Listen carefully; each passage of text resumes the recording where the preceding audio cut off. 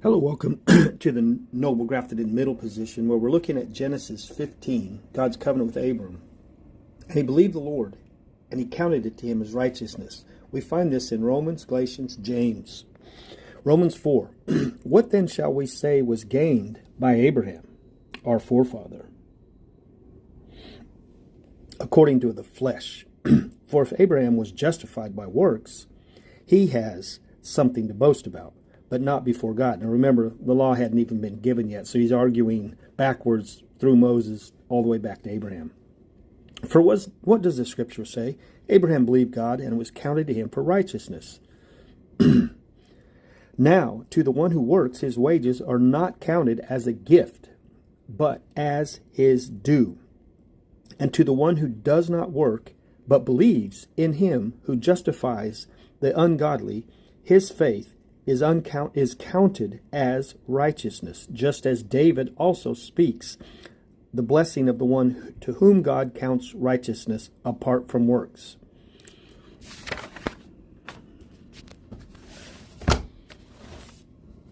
Blessed are those whose lawless deeds are forgiven, are canceled, and whose sins are covered, obliterated, cleansed, washed, canceled. Blessed is the man against whom the Lord will not count his sin. This is who does not impute sin. The penal substitutionary crowd has a massive problem right here with imputed righteousness, because their word is impute, and that's what this means. To whom the Lord will not impute sin, which just means count sin against him. It doesn't mean transfer from the Lord to the individual. Whom the Lord transfers to, that's not a blessing, that would be a curse. So blessed is the man whom the Lord does not count his sin, means forgiven.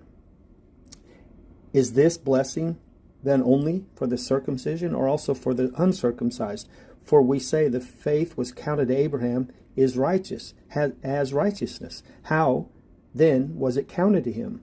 Was it before or after he had been circumcised? It was not after, but it was before he was circumcised. He received the sign of circumcision as a seal of the righteousness, then that he had by faith while he was still uncircumcised. The purpose was to make him the father of all who believe without being circumcised, so that righteousness would be counted to them as well.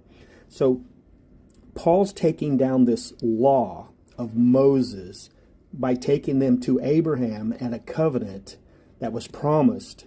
And what's interesting is Abraham was basically a Gentile when he was declared righteous.